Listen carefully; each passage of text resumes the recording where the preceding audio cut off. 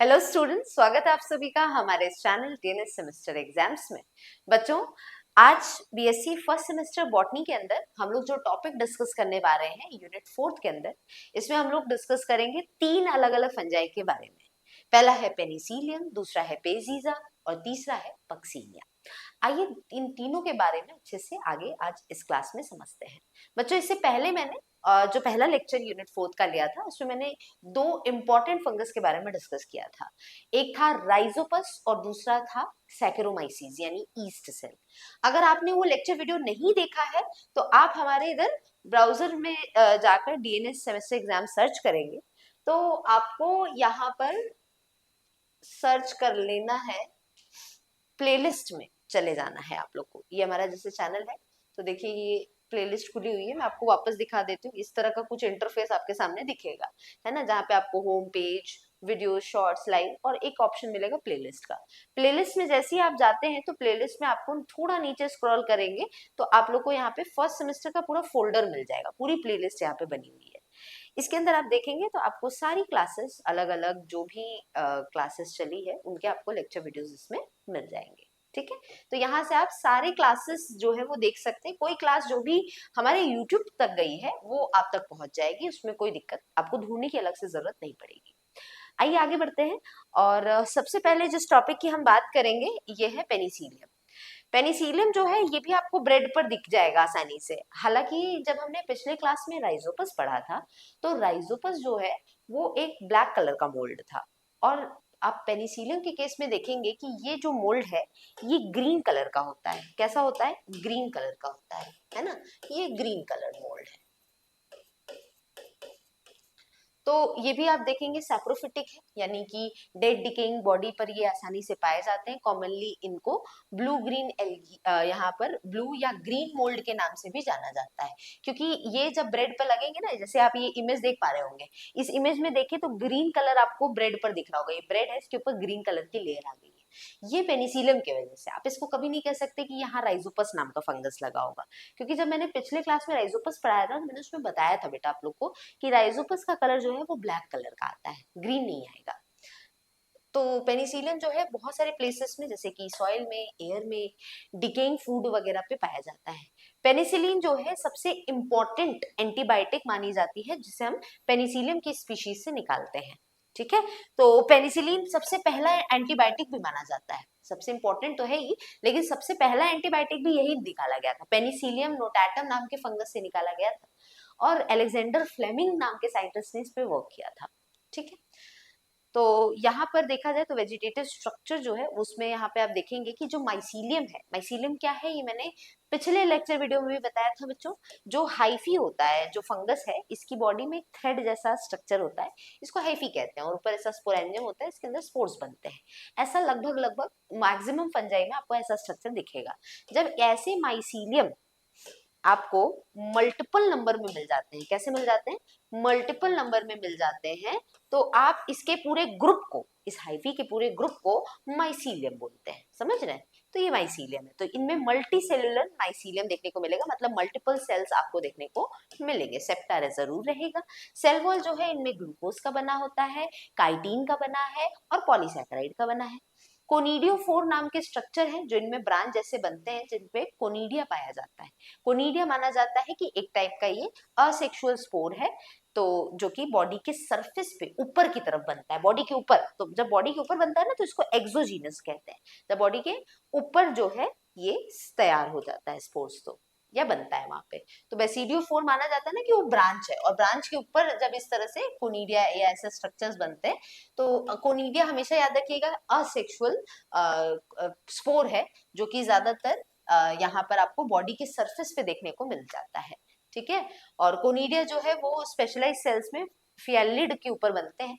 माना जाता है, क्वेश्चंस पूछे जाते हैं कि कौन सा ऐसा फंगस है जो कि झाड़ू जैसा अपीयरेंस देता है, ब्रूम लाइक अपीयरेंस, ब्रूम का मतलब झाड़ू होता है, तो वैसा अपीयरेंस देता है। तो आप देखेंगे ना इसका जो हाइफी है वो आप देखेंगे कि इसमें हाइफी आप देखेंगे ना कि इस तरह से सेक्शन सेक्शन बना रहता है, इसको फियालिड बोलते हैं, और इसी फियालिड के ऊपर कोनिडिया इस तरह से बनता है। और ऐसा एक यूनिट नहीं होता है, ऐसा ढेरों यूनिट होता है जिसमें इस तरह से ऐसे फियालिड होते हैं और उसके ऊपर कोनिडिया बनता है। अब ये ढेर सारे अगर मैं बना दूंगी ना तो ऐसा लगेगा जैसे ब्रूम अपीयरेंस है, ब्रश जैसा अपीयरेंस या झाड़ू जैसा अपीयरेंस आपको दिखेगा। तो इसी वजह से ये चीज यहाँ पर आप कुछ क्वेश्चन पूछता है कि ब्रूम लाइक अपीयरेंस किस फंजाई में आता है, तो याद रखिएगा पेनिसिलियम में आता है ये, ठीक है। और तो वही देखो इसीलिए यहाँ लिखा है ब्रश लाइक अपीयरेंस ये पूरे फंगस को देते हैं क्योंकि इनका फियालिड ऐसा होता है। इनमें एस्कोस्पोर्स पाए जाते हैं क्योंकि एस्कोमाइसीट ग्रुप का ये मेंबर है, और इनमें जब सेक्सुअल रिप्रोडक्शन होता है तो उस स्पोर को एस्कोस्पोर कहते हैं। जब असेक्सुअल रिप्रोडक्शन होता है तो कोनिडिया के जरिए होता है, लेकिन जब सेक्सुअल रिप्रोडक्शन होगा तो इनके सेक्सुअल स्पोर को एस्कोस्पोर बोलेंगे, ठीक है। तो ये एस्कोकार्प के अंदर अरेंज रहते हैं, जो कि ये बॉडी के अंदर बनता है, ये एंडोजीनस होता है। देखिए आगे लिखा है ना, एंडोजीनसली बनता है, मतलब बॉडी के अंदर ये वाले स्पोर्स बनेंगे, जबकि कोनिडिया जो कि असेक्सुअल स्पोर है वो बॉडी के ऊपर तैयार होता है, समझ रहे। कुछ माइसीलिया जो है सबस्ट्रेटम के अंदर जाते हैं और वहां से न्यूट्रिशन लेने का काम करते हैं, फूड जो है ऑयल ग्लोब्यूल के फॉर्म में अंदर स्टोर होता है। अब रिप्रोडक्शन और लाइफ साइकिल देख लेते हैं इनकी किस तरह से होती है पेनिसिलियम की। तो यहाँ पे आप देख पा रहे होंगे इसकी पूरी बॉडी। अब बॉडी में देखिए ये कोनिडियोफोर है, ये कोनिडियोफोर है, इसी के ऊपर कोनिडिया है। तो अब देखिए इसका जो यहाँ पर कोनिडिया जो ये है ना, ये छोटे छोटे डॉट कोनिडिया है। कोनिडियोफोर तो उसका ब्रांच हो गया, लेकिन कोनिडिया जो है वो एक्चुअली ये छोटे छोटे स्पोर्स जो ऊपर बन रहे हैं ना, ये कोनिडिया है। ये क्या है? कोनिडिया। तो कोनिडिया जिस ब्रांच से बन रहे हैं ना, इसको फियालिड कहते हैं, और ये ब्रूम लाइक या ब्रश लाइक अपीयरेंस इनकी पेनिसिलियम की पूरी बॉडी को ये देते हैं। असेक्सुअल रिप्रोडक्शन होना होगा तो कोनिडिया निकल जाएगा और कोनिडिया से वापस बॉडी बन जाएगी। तो असेक्सुअल रिप्रोडक्शन तो बड़ा कॉमन है। तो ये इनका जो साइकिल ऊपर वाली चल रही है ये असेक्सुअल रिप्रोडक्शन दिखा रही है। नीचे वाली जो साइकिल चल रही है इसमें क्या चल रहा है? इसमें सेक्सुअल रिप्रोडक्शन चल रहा है। तो आप इसमें देखेंगे कि ये यहाँ पर हाइफी है और इसमें ढेर सारे स्पोर्स हैं, इससे जर्मिनेशन हो रहा है और उसमें ढेर सारे एस्कोस्पोर्स बन रहे हैं, और हर एक से एक नई बॉडी जो है वो तैयार हो जा रही है। तो यहाँ पर आप देखेंगे कि ढेर सारी बॉडीज है और ये आपस में जो है इसमें बॉडीज के अंदर दो तरह के स्ट्रक्चर्स पाए जाते हैं। एक है एंथेरिडियम ब्रांच जो मेल सेक्स ऑर्गन की तरह काम करती है, और दूसरा ब्रांच है एस्कोगोनियम जो कि फीमेल ब्रांच की तरह काम करती है। और दोनों से जो भी स्पोर्स निकलते हैं वो आपस में गैमेट्स जो इससे बनते हैं उनसे फ्यूजन होता है और उससे सेक्सुअल स्पोर एस्कोस्पोर तैयार होते हैं, और एस्कोस्पोर से वापस ही बॉडी बनती है। जब कोनिडिया से बॉडी बनेगी तो असेक्सुअल रिप्रोडक्शन पेनिसिलियम में, और जब एस्कोस्पोर से बॉडी बनेगी तो वो सेक्सुअल रिप्रोडक्शन आपके पेनिसिलियम में, ठीक है। तो वेजिटेटिव या असेक्सुअल रिप्रोडक्शन जब होगा तो फ्रेगमेंटेशन के जरिए भी हो सकता है। असेक्सुअल रिप्रोडक्शन कोनिडिया नाम के स्ट्रक्चर से होता है जो कोनिडियोफोर के ऊपर बनते हैं, ठीक है, ये चीज है। अब आते हैं नेक्स्ट, हमारे पास नेक्स्ट है पेजिजा नाम का हमारे पास फंगस। पेजिजा एक सैप्रोफिटिक फंगस है। सैप्रोफिटिक वर्ड देखो बच्चों बार बार जब आता है तो याद रखिएगा कि ऐसा फंगस जो कि सड़े गले बॉडी से न्यूट्रिशन लेता हो, लिविंग बॉडी से नहीं लेता हो, सड़े गले बॉडी से। डेड बॉडी जरूर होनी चाहिए। वो सड़े गले का मतलब है वो बॉडी ऑब्वियस सी बात है जिंदा तो होगी नहीं, डेड ही होगी। तो डेड बॉडीज के ऊपर जब फंगस ग्रो करता है ना तो वो फंगस सैप्रोफिटिक कहलाता है, और जब लिविंग बॉडी के ऊपर से न्यूट्रिशन लेता है तो उसको हम लोग बोलते हैं पैरासिटिक, ठीक है, इस तरह से रहता है। तो ये सैप्रोफिटिक है जो कि एस्कोमाइकोटा के अंदर आता है। कॉमनली इसको कप फंगस के नाम से भी जानते हैं। पेजिजा के स्ट्रक्चर की बात करें तो ये कॉप्रोफिलस फंगस है जो कि गोबर के ऊपर, सड़ी गली लकड़ियों के ऊपर, या जो ऐसी मिट्टी जिसमें ह्यूमस बहुत ज्यादा है उसके ऊपर ये पेजिजा पाए जाते हैं। और ऐसा स्ट्रक्चर आप बड़े आसानी से मिट्टी में देख पाते होंगे, है ना, छोटे छोटे, इतने छोटे छोटे होते हैं। ये इमेज में भले ही बड़ा दिख रहा है लेकिन ये छोटे छोटे फॉरेस्ट वगैरह के शीट्स पे आपको आसानी से कप जैसा स्ट्रक्चर दिख जाएगा। और पेजिजा की एक स्पीशीज है यहाँ पर वेसिक्यूलोसा जो कि पॉइजनस मानी जाती है, जहरीली होती है, और ये बड़े बड़े कप्स जैसे स्ट्रक्चर में बड़े आसानी से मिट्टी के ऊपर दिख जाते हैं, ठीक है। इनकी जो बॉडी होती है, फ्रूटिंग बॉडी का मतलब जिसके जरिए ये अपनी तरह से नई बॉडी बनाएंगे यानी रिप्रोडक्शन करेंगे। तो फ्रूटिंग बॉडीज को इनके एस्कोकार्प बोलते हैं क्योंकि भाई एस्कोमाइकोटा का ही मेंबर है, यानी एस्कोमाइसीड्स के ग्रुप में ही पेजिजा और पेनिसिलियम दोनों आ रहा है। तो इनमें जो रिप्रोडक्शन होगा वो एस्कोस्पोर से होगा, लेकिन जो फ्रूटिंग बॉडी होगी उसको एस्कोकार्प बोलेंगे। देखो बच्चों जब भी वर्ड कार्प आता है ना तो कार्प का मतलब बेटा फ्रूट होता है। ऑल्दो यहाँ हम किसी फ्रूट की बात नहीं कर रहे हैं, यहाँ पर फ्रूट का मतलब है जिसके ऊपर वो स्पोर पाया जाए जिससे रिप्रोडक्शन हो पाए। तो फ्रूटिंग बॉडीज का मतलब यहाँ पे फल नहीं उग रहे हैं, फंगस है, फंगस कौन सा फल देता है? फ्रूटिंग बॉडीज का मतलब होता है जिसके ऊपर स्पोर्स बनते हैं। तो यहाँ एस्कोकार्प है, कप जैसा स्ट्रक्चर है जिसको कप फंजाई भी इसके वजह से इनको नाम मिला है बेजीजा को। तो इसी के एस्कोकार्प के अंदर ही एस्कोस्पोर्स तैयार होते हैं, ठीक है। इनका माइसीलियम डेवलप्ड होता है और हाइफी से के नेटवर्क से बनकर तैयार है। पेरेनियल है नेचर में, पेरेनियल है मतलब हमेशा हर जगह पाए जाएंगे। हाइफी जो है इनमें सेप्टा जरूर होता है, यानी वॉल ये जरूर बना रहेगा, ब्रांच्ड होते हैं और सेल्स में एक सेल के अंदर एक ही न्यूक्लियस प्रेजेंट रहता है, ठीक है।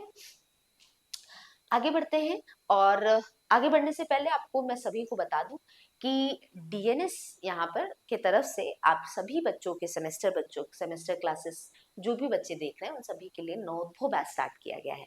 इस बैच के अंदर बच्चों हम लोग फर्स्ट और थर्ड सेमेस्टर के बच्चों को A to Z सारे लेक्चर वीडियोस जो भी आप क्लासेस देख रहे हैं हमारे यहाँ पे चैनल पे, उन सबकी A to Z सारी क्लासेस के वीडियोस आपको हमारे डीएनएस एजुकेयर ऐप पर मिल जाएंगे। इस ऐप पर ना सिर्फ क्लासेस मिलेगी बल्कि आपको नोट्स मिलेंगे, प्रीवियस ईयर के क्वेश्चन पेपर मिलेंगे, वन शॉट रिवीजन भी कराया जाएगा जो कि यूनिट वाइज होगा। जैसे मैं अपने सब्जेक्ट बॉटनी की बात कर लूं तो बॉटनी में 8 यूनिट है, तो आपको 8 वन शॉट रिवीजन वीडियोस जब आपके एग्जाम्स बहुत करीब होंगे तो आपको ये प्रोवाइड किया जाएगा। बच्चों ये जो पूरा नॉर्थ बैच के ये सारे क्लासेस हैं, ये आप इसके साथ एनरोल होने के लिए हमारा ऑफर प्राइस इसका 1250 है, बहुत मिनिमम प्राइस है। और DNS20 अगर आप कूपन कोड बीच इस्तेमाल कर लेते हैं तो एक्स्ट्रा 20% ऑफ भी आपको इसमें मिल जाएगा, है ना।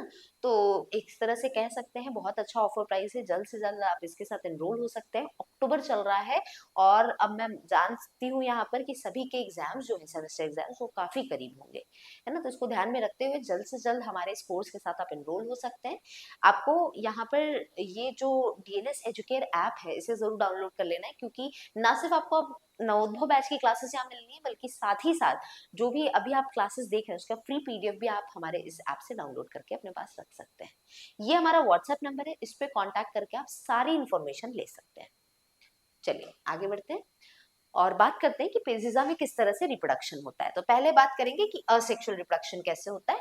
तो असेक्सुअल रिप्रोडक्शन पेजिजा में कोनिडिया के जरिए होता है। भाई याद रखिएगा कि जो भी फंगस एस्कोमाइसीड्स के अंदर आएंगे, एस्कोमाइसीट एक पूरा ग्रुप है फंगस का, इसके अंदर जो भी फंगस आएगा उसमें असेक्सुअल रिप्रोडक्शन जब होगा तो वो हमेशा कोनिडिया के जरिए होगा। और याद रखेंगे जब भी उनमें सेक्सुअल रिप्रोडक्शन होगा तो वो हमेशा एस्कोस्पोर के जरिए होगा, इसमें कोई दो राय नहीं है। समझ रहे हैं? तो इस तरह से है, ठीक। और ये जो कोनिडियल स्पोर्स है ये एक्सोजिनसली यानी बॉडी के ऊपर बनते हैं कोनिडियोफोर पे, और हर एक स्पोर एक नई माइसीलियम की बॉडी को जन्म देता है। सेक्सुअल रिप्रोडक्शन की बात करें पेजिजा में तो बड़ा सिंपल होता है।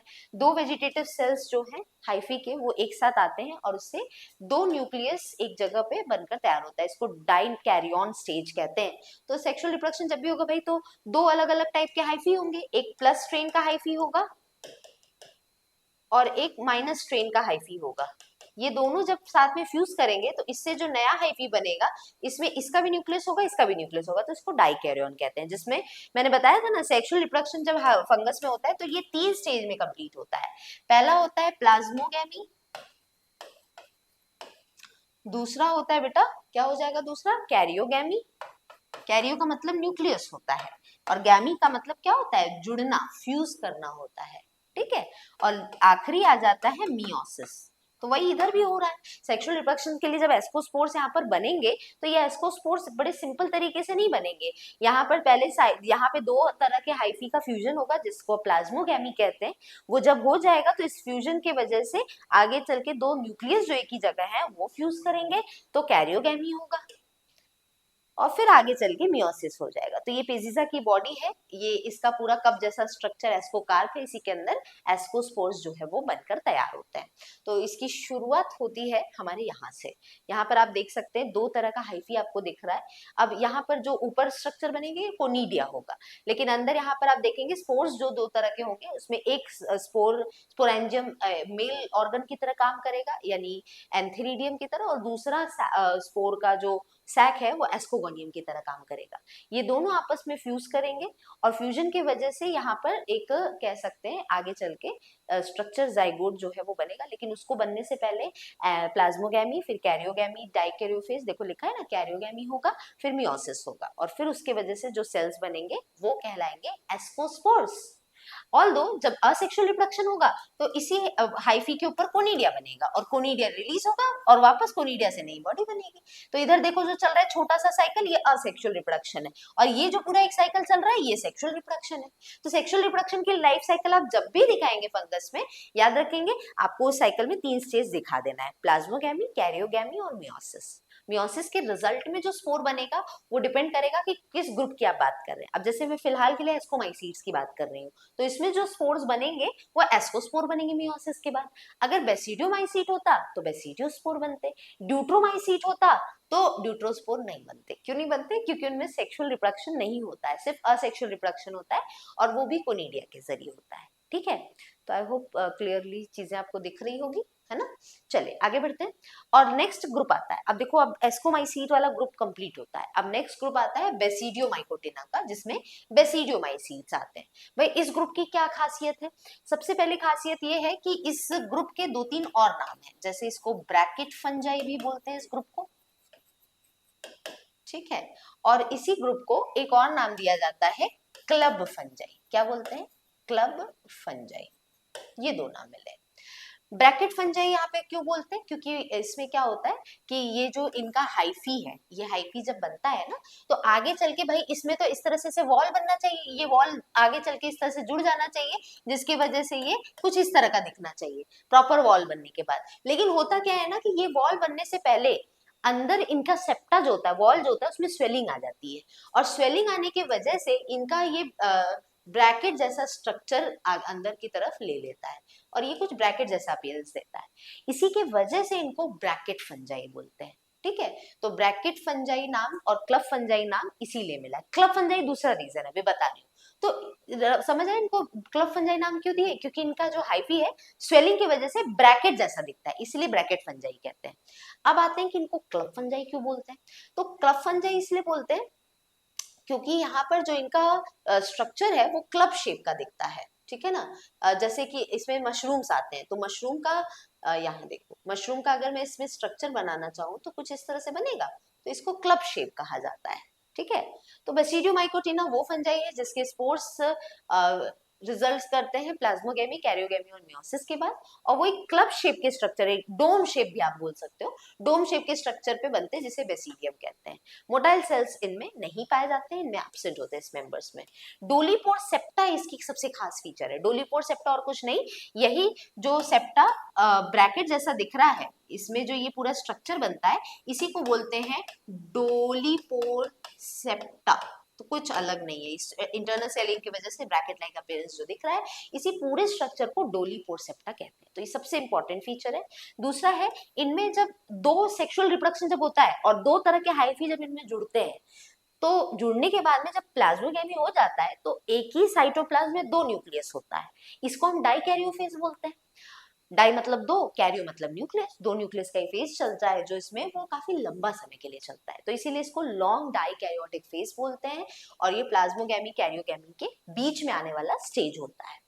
और आगे चल के यहाँ पे डाइकैरियोटिक माइसीलियम भी दिखता है, जो कि यहाँ पे स्पोरोफोर्स बनाते हैं, जिसे बेसिडोकार्प बोलते हैं, यानी फ्रूटिंग बॉडीज। कार्प आ गया ना, मतलब फ्रूटिंग बॉडी। ये वो स्ट्रक्चर है जिसमें बेसिडियोस्पोर बनेंगे, समझ रहे हो। तो पक्सीनिया और अगैरिकस, ये देखो आर और अगैरिकस एक साथ आ गया, तो अगैरिकस और पक्सीनिया ये दोनों ही बहुत इंपॉर्टेंट मेंबर है बेसिडियोमाइकोटिना के अंदर।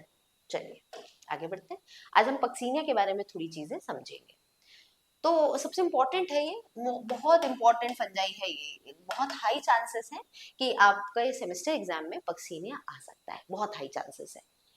कह सकते हैं 75% चांसेस होते हैं कि पक्सीनिया आपके सेमेस्टर एग्जाम के पेपर में जरूर आता है। ज्यादातर स्पीशीज इनमें के ऑब्लिगेट पैरासाइट होते हैं। ऑब्लिगेट पैरासाइट का मतलब है स्ट्रिक्ट पैरासाइट। स्ट्रिक्ट पैरासाइट का मतलब भाई खाना तो लिविंग बॉडी से ही लेंगे, कहने का मतलब ये है।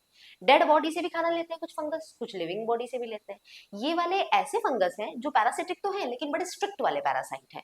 पैरासाइट का मतलब लिविंग बॉडी से जो न्यूट्रिशन लेते हैं, तो ये फंगस स्ट्रिक्टली लिविंग बॉडी से न्यूट्रिशन लेने वाले में के हैं। डेड बॉडी के ऊपर ये फीड नहीं करेंगे, डेड बॉडी के ऊपर ये वाला फंगस ग्रो नहीं करेगा।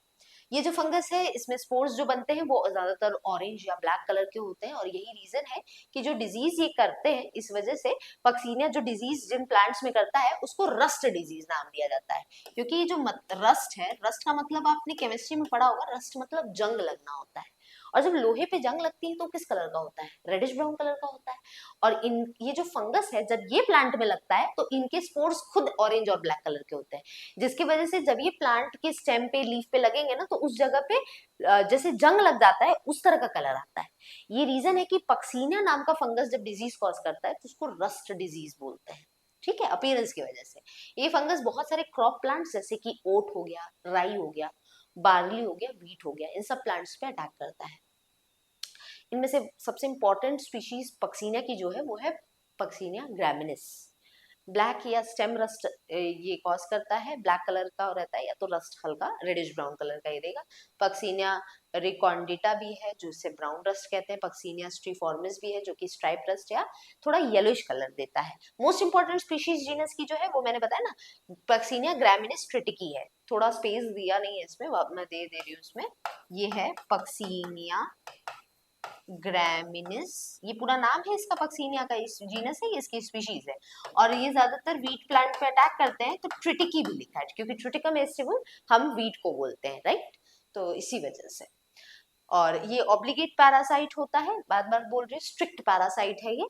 और ये जो फंगस है हेट्रोइशियस होता है, पॉलीमॉर्फिक होता है और मैक्रोसाइक्लिक होता है। इसका मतलब है कि ये अपना पूरी लाइफ साइकिल को दो बॉडी पर कंप्लीट करेगा, यानी इसकी लाइफ साइकिल एक ही फंगस एक ही प्लांट पर नहीं निर्भर करेगी, एक ही प्लांट पर नहीं डिपेंड करेगी। ये दो प्लांट को यूज करेगा, दो अलग अलग तरह के प्लांट को यूज करेगा अपनी साइकिल को कंप्लीट करने के लिए, अपने रिप्रोडक्शन को बढ़ाने के लिए। समझ रहे हो?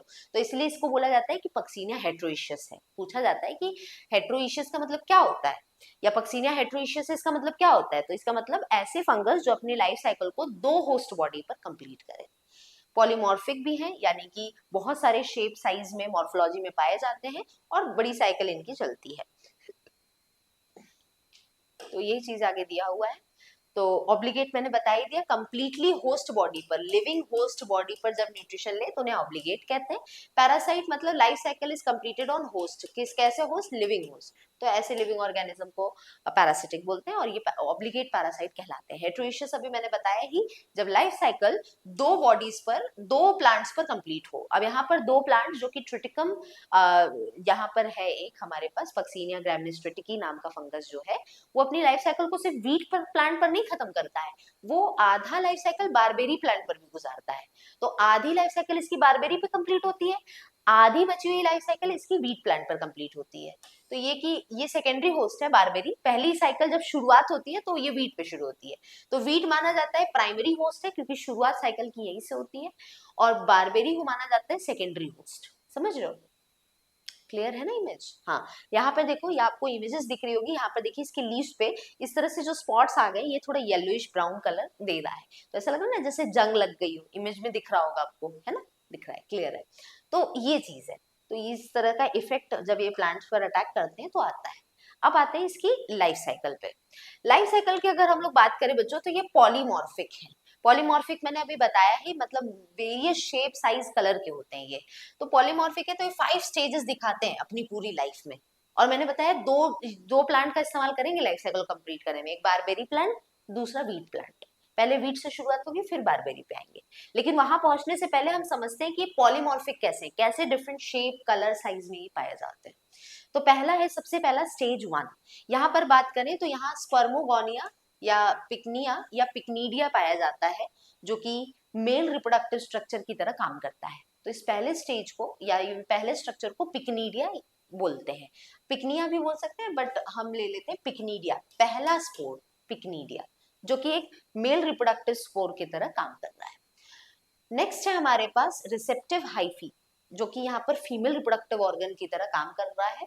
ये फ्लेक्सस हाइफी है, मतलब दो अलग अलग हाइफी है। एक इसमें से ज्यादातर पहले वाले का नाम हो गया पिक्नीडिया, जो कि ज्यादातर आपको पहले स्टेज में दिखेगा। दूसरे स्टेज में आता है एशिया, ये एशियोस्पोर्स। तो ये दूसरा स्पोर हो गया, पहला पिक्नीडियोस्पोर हो गया, पिक्निया हो गया, दूसरा एशियोस्पोर हो गया। ठीक। और तीसरा स्टेज में आता है यूरेडिया, जिसे हम लोग बोलते हैं यूरिडोस्पोर्स भी। चौथे स्टेज में आता है टीलिया या टीलियोस्पोर या टीलियोटोस्पोर्स भी बोलते हैं। और पांचवें स्टेज में आता है बेसीडिया यानी कि बेसिडियोस्पोर। अब आप बोलेंगे कि मैम ये तो बेसिडियोमाइसीट है, तो इसमें तो जो सेक्सुअल रिप्रोडक्शन है उसमें जो स्पोर बनेगा वो तो बेसिडियोस्पोर से बनना चाहिए, तो इतना तरह स्पोर, 5 अलग अलग तरह के स्पोर हैं इसमें? बिल्कुल है। तो आपको ये पांचों स्पोर के नाम सीक्वेंस में याद करना पड़ेगा। सबसे पहले आ गया पिकनियोस्पोर, दूसरे में आ गया एशियोस्पोर्स, तीसरे में आ गया यूरिडोस्पोर, चौथे में आ गया यहाँ पर हमारे पास टीलियोटोस्पोर, तब पांचवे पे आया बेसिडियोस्पोर। ये एक एक करके देखिएगा, ये सारे स्पोर बनेंगे एक ही ब्लड बॉडी में, एक ही फंगस की बॉडी से, समझ रहे हो?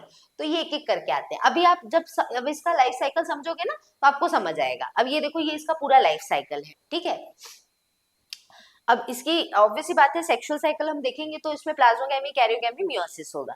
तो भाई प्राइमरी होस्ट तो हमारा वीट है, तो आइए यहीं से शुरू करते हैं, ठीक है। ठीक है, तो ये हमारा है यहाँ पर, ये रहा वीट प्लांट, इसके स्टेम पे है, ठीक है। वीट प्लांट पर आते ही सबसे पहला स्पोर जो वीट प्लांट पर दिखता है हमारे पक्सीनिया का, वो होता है टीलियोस्पोर या टीलियोटोस्पोर। तो टीलियोटोस्पोर दिखेगा जो कि ज्यादातर एक ब्राउन कलर देता है। तो आप देख सकते हैं स्पोर का कलर येलोइश ब्राउन कलर का है। टेलियोटोस्पोर्स में आगे मियोसिस होता है और इससे यहाँ पर आगे चल के बनता है बेसिडियम और इससे आगे बनते हैं बेसिडियोस्पोर्स। अभी मैंने बताया ही था 5 स्पोर थे। और देखो यहाँ पर जब हमने पढ़ा है तो यहाँ पर आप देख सकते हो बेसिडियोस्पोर है और उसके पहले टिलियोटोस्पोर है, तो यही दो से शुरुआत हो रही है। ये आपको ये दोनों स्पोर कहाँ देखने को मिलेंगे? वीट प्लांट पे, जो कि प्राइमरी होस्ट है, पहला होस्ट है, पहला टारगेटेड प्लांट है हमारे पक्सीनिया नाम के फंगस का। तो देखो पहले यहाँ टिलियोटोस्पोर बना जो रेडिश ब्राउन थे, फिर बेसिडियोस्पोर बना, ठीक है, इस साइकिल के हिसाब से देखा जाए तो। अभी समझ आएगा, थोड़ा पेशेंस रखना बस। अब ये देखो बेसिडियोस्पोर है। अब बेसिडियोस्पोर जब आगे बनता है तो ये बेसिडियोस्पोर्स हवा में जाते हैं और हवा के जरिए ये पहुंचते हैं बारबेरी नाम के प्लांट पे। बारबेरी प्लांट पर जब पहुंचेंगे तो ये इनके लीव्स के अंदर जाएंगे और लीव्स के स्टोमेटा के जरिए, लीव्स पर स्टोमेटा होता है हम सब जानते हैं, उसके जरिए अंदर घुसेंगे और यहाँ जाके ये तीसरा स्पोर बनाएंगे, इसको बोलते हैं पिक्निडिया या पिक्निडियोस्पोर्स। तो ये हो गया तीसरा स्पोर, ठीक है। तो यानी कि जब हम बात करेंगे वीट बारबेरी प्लांट की, यहाँ पे है, तो जब हम बारबेरी प्लांट की अब बात करेंगे तो बारबेरी प्लांट में अब यहाँ से शुरुआत होगी। दो यहाँ बन गए, वीट प्लांट पे पहले टेलियोटोस्पोर दिखा, फिर उससे बेसिडियोस्पोर बना। अब बेसिडियोस्पोर उड़ के गया और हमारे बारबेरी प्लांट पर ग्रो किया, अब उससे बना तीसरा वाला स्पोर पिक्निडियोस्पोर। तो हम इस तरह से लेबलिंग कर सकते हैं, ये पहला स्पोर है, ये दूसरा स्पोर है, ये तीसरा स्पोर हो गया। तीसरे स्पोर में पिक्निडिया दिख रहा है, उसके बाद आपको एशियोस्पोर मिलेगा और पांचवे में यूरिडोस्पोर मिलेगा। तो ये 5 स्टेज है, इस तरह से हम चल रहे हैं, समझ रहे हो? तो आप इस तरह से याद करोगे तो आपके लिए और बेहतर होगा। पहले टिलियोटोस्पोर है, फिर बेसिडियोस्पोर है, ये वीट प्लांट के लिए है, और ये तीनों जो बन रहे हैं ये बारबेरी प्लांट के लिए। तो अब हम पिक्निडिया वाले पे हैं। तो यहाँ पर आप देख सकते हो कि पिक्निडिया प्लांट पर जब सॉरी पिक्निडिया बोल रही हूँ, देखो मुंह से निकल गया। अब जब बारबेरी प्लांट पे तो पिक्निडिया सबसे पहले बना। अब पिक्निडिया जो है ये लीव्स के सरफेस के अंदर यहाँ जा रहा है और आगे चल के यहाँ पे ये क्या बनाना चाहिए, इससे पिक्निडिया से क्या बनना चाहिए, एशियोस्पोर्स बनना चाहिए। तो ये एशियोस्पोर्स बन रहा है और फिर इसी एशियोस्पोर से आगे चल के बनता है यहाँ पर यूरिडोस्पोर। 5 स्पोर हो गए ना बेटा, आपके पूरे स्क्रीन पर 5 स्पोर के नाम दिख रहे हैं। पहला टेलियोटोस्पोर था, टेलियोटोस्पोर जो आपको वीट प्लांट पे दिखता है, फिर इसी से बनता है बेसिडियोस्पोर वीट प्लांट पे। बेसिडियोस्पोर गया बारबेरी प्लांट पे, उससे बना पिक्निडियोस्पोर, फिर उससे बना एशियोस्पोर और एशियोस्पोर से आगे बना यूरिडोस्पोर। यूरिडोस्पोर ऑरेंज या रेड कलर लिए हुए होते हैं, देखो ऑरेंज या रेड कलर लिए हुए होते हैं। इस वजह से आप देख सकते हो कि जब एशियोस्पोर से पिक्निडिया यहाँ पर यूरिडोस्पोर्स बन रहे हैं तो यहाँ पर आप देख सकते हो ये ऑरेंज कलर के आपको इमेज में दिख रहे होंगे, यही वाले जो है इस पे इन्फेक्शन करते हैं फिर, ठीक है, यूरिडोस्पोर ही इन्फेक्शन करते हैं फिर वीट प्लांट पे। तो इस तरह से पक्सीनिया की पूरी लाइफ साइकिल चलती है, ये 5 अल्टरनेट तरह के डिफरेंट डिफरेंट टाइप के स्पोर्स बनाकर, समझ रहे हो? तो इस तरह से ये पूरी रही इसकी लाइफ साइकिल। तो तो आई होप आपको पक्सीनिया समझ आ गया होगा। तो माइसीलियम जो है हाइफी है, सेप्टेट ब्रांच्ड है। दो तरह के हाइफी होते हैं, प्राइमरी हाइफी जो बेसिडियोस्पोर के जर्मिनेशन के बाद बनते हैं, और हम सब जानते हैं बेसिडियोस्पोर जर्मिनेट कहाँ करता है, पहले तो ये वीट प्लांट पर ही करता है। अब प्राइमरी हाइफी यूनिसेलुलर मल्टीन्यूक्लिएटेड होता है, आगे चल के सेप्टा बन जाता है, और फिर आगे इसी से दो तरह के ये स्ट्रेन की तरह काम करते हैं, एक पर मेल की तरह, एक फीमेल की तरह, एक पे पॉजिटिव साइन होता है, एक पे नेगेटिव साइन, और फिर ये हाइफी जो है फ्यूज करते हैं, से सेकेंडरी हाइफी, फिर आगे चल के इसी से बारबेरी प्लांट पे इन्फेक्शन होता है, जिसमें आपने देखा पिक्नीडिया बना, फिर एशियोस्पोर बना, और फिर उसी से यूरिडोस्पोर बना। ठीक है, तो इस तरह से इसकी पूरी लाइफ साइकिल अब समझ में आया कि ये हेट्रोइशियस कैसे हुए, क्योंकि ये अपनी पूरी साइकिल को देखो, एक वीट प्लांट और दूसरा इस बारबेरी प्लांट पर गुजार रहे हैं। ठीक है, तो इस वजह से, तो इसीलिए इनको हेट्रोइशियस भी हमने कहा। तो ये टर्म्स इसमें बड़े इंपॉर्टेंट है, शॉर्ट आंसर क्वेश्चन में इस तरह से ये पूछा जाता है, पॉलीमॉर्फिक, हेट्रोइशियस, ऑब्लिगेट पैरासाइट, ये सब क्या होता है, या प्राइमरी होस्ट पक्सीनिया के लिए कौन है, तो वीट होगा आपका आंसर, सेकेंडरी होस्ट कौन है, तो बारबेरी होगा आपका आंसर। तो इस तरह से याद रखेंगे। बस जाते जाते वापस आपको बता दूं बच्चों, आई होप आज की क्लास आपको अच्छे से समझ आई हो। और जाने से पहले जान लीजिए, डीएनएस एजुकेट की तरफ से फर्स्ट और थर्ड सेमेस्टर के बच्चों के लिए एक 9वां बैच स्टार्ट किया गया है। इस बैच के अंदर A to Z आपको सारी क्लासेस मिलेगी। अब जैसे मैं बात कर लेती हूँ, आप यहाँ पर हमारे इस कोर्स के साथ एनरोल होते हैं, तो आपको बॉटनी, जूलॉजी, केमिस्ट्री सारी क्लासेस आपको A to Z मिलेगी, और ये पूरी क्लासेस आपको 1250 के ऑफर प्राइस पे मिल जाएगी, जिसमें डीएनएस 20 कूपन कोड इस्तेमाल आप करते हैं तो एक्स्ट्रा 20% ऑफ भी मिल जाएगा। ये सारी क्लासेस हमारे डीएनएस एजुकेयर ऐप पर चलती है, जहाँ पे आपको क्लासेस के साथ नोट्स, प्रीवियस ईयर के क्वेश्चन पेपर और वन शॉट रिविजन भी यूनिट वाइज मिलेगा। तो और ये हमारा कॉन्टैक्ट नंबर है, व्हाट्सएप नंबर है, इस पे कॉन्टैक्ट करके अगर आपको कोई डाउट वगैरह है इसमें एनरोल होने से रिलेटेड, तो आप इस पे कॉन्टैक्ट करके इन्फॉर्मेशन ले सकते हैं। बच्चों आज ही हमारे डीएनएस एजुकेयर ऐप को डाउनलोड करिए। आज मैंने जो एक क्लास ली है ना, जिसमें मैंने आप लोग को पेजिजा के बारे में, पक्सीनिया के बारे में बताया है, ये आपको इसका फ्री पीडीएफ आपको हमारे इस ऐप पर मिलेगा, तो वहाँ पे आप फ्री मटेरियल सेक्शन में जाके भी उसको डाउनलोड करके अपने पास रख सकते हैं। आज की इस क्लास में बच्चों इतना ही, मिलेंगे नेक्स्ट क्लास में नेक्स्ट टॉपिक के साथ। आज इतना ही रहेगा। Thank you.